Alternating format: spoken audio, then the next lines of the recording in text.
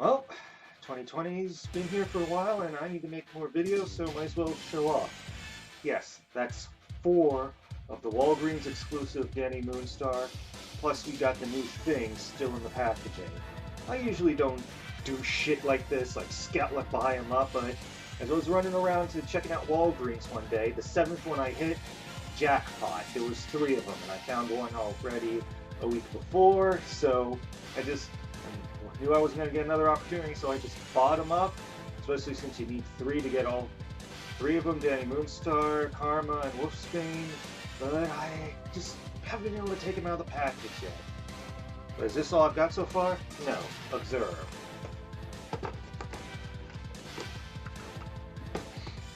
These are my out-of-the-box pickups for January 2020.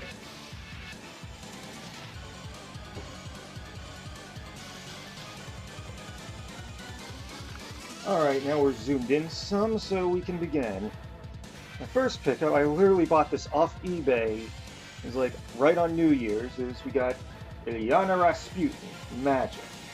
She was also a Walgreens exclusive, and I actually do have her in the packaging, but just like with Danny Moonstar, I just couldn't bring myself to open it up, so I waited until I found a loose one for cheap, and I'm glad I did. She's not too big, she fits on the shelf just fine, and she's got a lot of nice detail, like, well, we got a boob hole, which, why?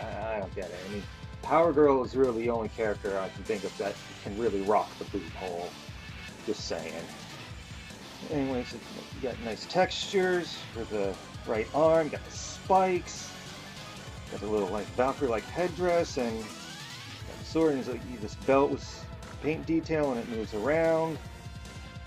Buckles on the boots. I mean, yeah, this is a pretty kick-ass looking little figure, and it's a really big deal for me to have this one, because I first got into the comics in mid-90s thanks to the X-Men cartoon. When I did, it was kind of a big deal because Ilyana Rasputin had recently died, but of course, you know, comics, you don't die, you just go away for a while.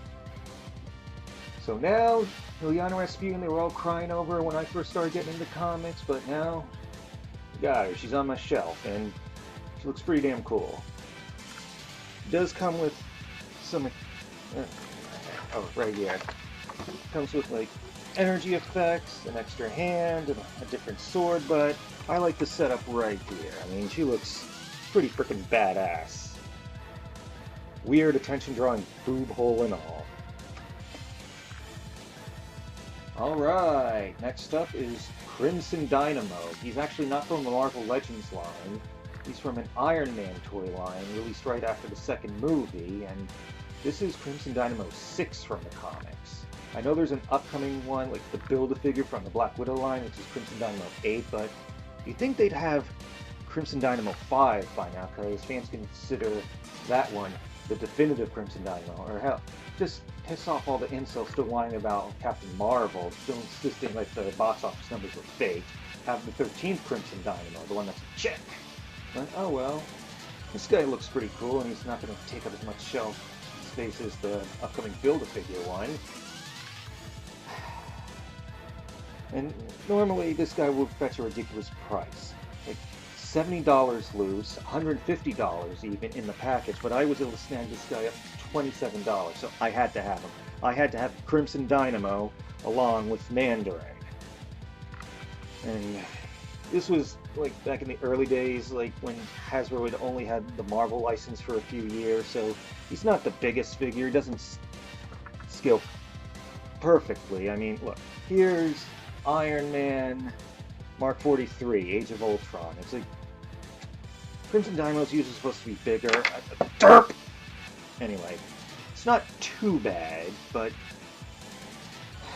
it is kind of noticeable, but it doesn't kill it. I probably am not going to fuck with getting the new big Build-A-Figure Crimson Dynamo. I got a perfect Crimson Dynamo right here, and I'm bragging rights being able to find that one for a good price. Alright, next up, I got the Thing. The first one I found was the one in the package I already showed you, but about a week later, I found this one at a Walgreens, and the packaging was so friggin' beat up, I figured, okay, this is the one I'll open up. Now, they already released Thing about a year or two ago. It looked a lot different. I mean, well, it's basically the same mold, but there was like a wash or something. It's like he had like black detailing in between the stones, made just everything pop out more. And he had interchangeable hands. Kind of sucks, but kind of like this one because I hate the swim trunks look. I preferred thing like in the movies when he wore pants.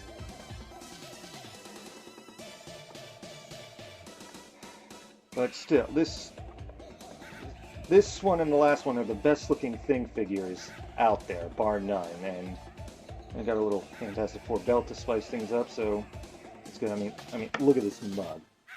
Oh yeah, the unibrow is like looks all gloomy. Oh yeah, this is Ben Grimm. This is the Thing, and I want to compare to the Thing I had on my shelf before. Yes, the movie Thing. Okay, I thought I was fine with this. I found him at a flea market for $4, but this guy's bulkier and a bit more posability. He doesn't have pants, but I couldn't pass that.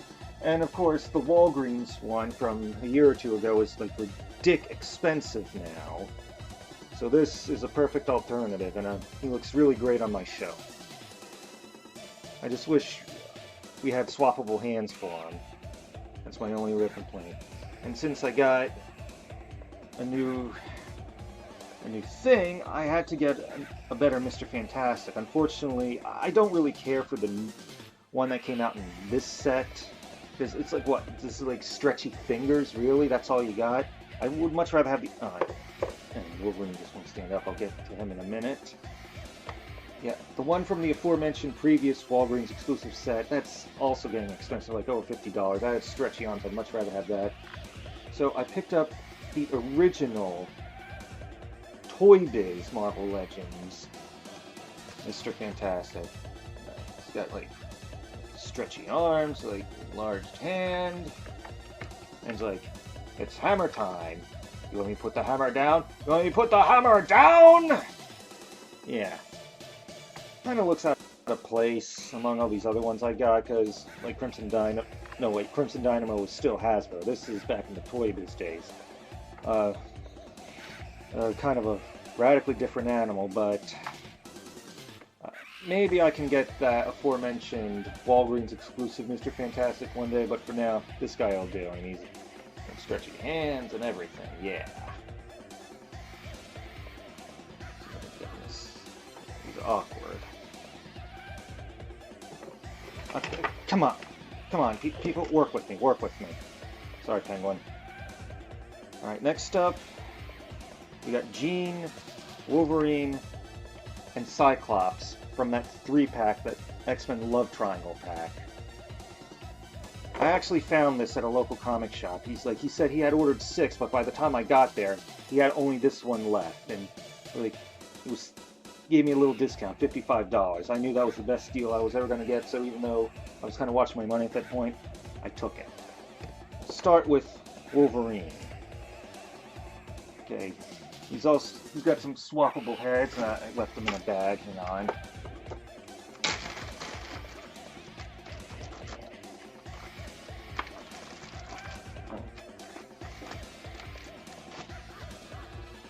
Okay, this is like unmasked.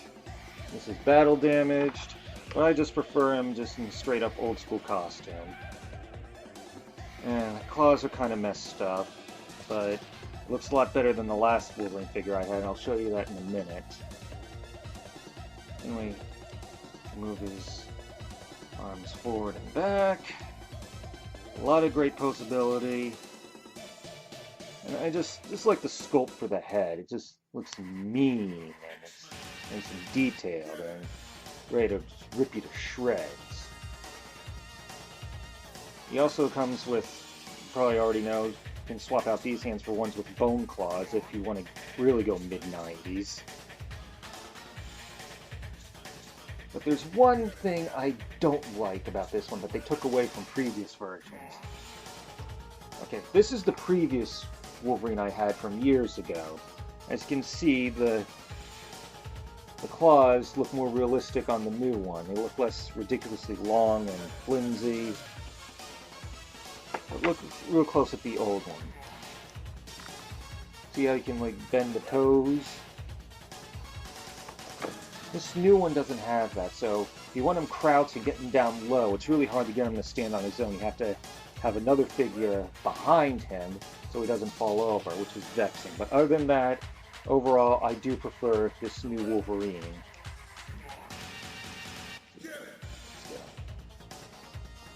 See what it's the only thing I don't like about this new Wolverine. It's really annoying. Alright, next we got Phoenix, Marvel Girl, Jean Grey, whatever you want to call her. I never had a 6-inch Jean Grey before. In fact, I don't think I ever had a 5-inch Jean Grey from my youth even. So it's good. I finally got good old Marvel Girl on my shelf now. She comes with a swappable head, like the ponytail from the cartoon, but I prefer it when she just lets it all down, you know? Yeah, it's a pretty decent figure. I mean, the belt's movable. Why do they have that? Magic had that too, and I think the Walgreens exclusive Emma Frost did too. Why do you gotta have that? Oh well. Okay. Hands around, and like the gauntlets on her forearms, they're kind of movable too. Good posability. Scale's okay with the other figures. I mean, this is good. This is the primary reason I made sure to get this one. That and to get a Wolverine with less goofy looking claws. So I'm very happy with this one. I'm very happy to find a good Jean Grey to have on my shelf. And lastly is kind of the runt of the litter from this month. Cyclops with the sports jacket or whatever. Personally, when he had this jacket in the cartoon, I think it was like early in the 3rd season, I thought it looked fucking stupid. I mean, it was great with Rogue's look, but here it's a why? So I might even sell this one, but you know, I already got the other two. I might as well just keep it all, have the complete set. I don't know. And I really don't like how, like these bands and stuff. See they fall off. You gotta keep them in place. It's kind of annoying actually. And like the belt behind here. Yeah, that came off when I first took them out of the package. I had to reattach it. So, not a great fan of this one, but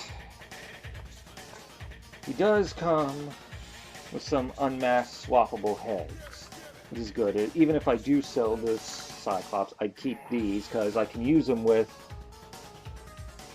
my X Factor universe Cyclops.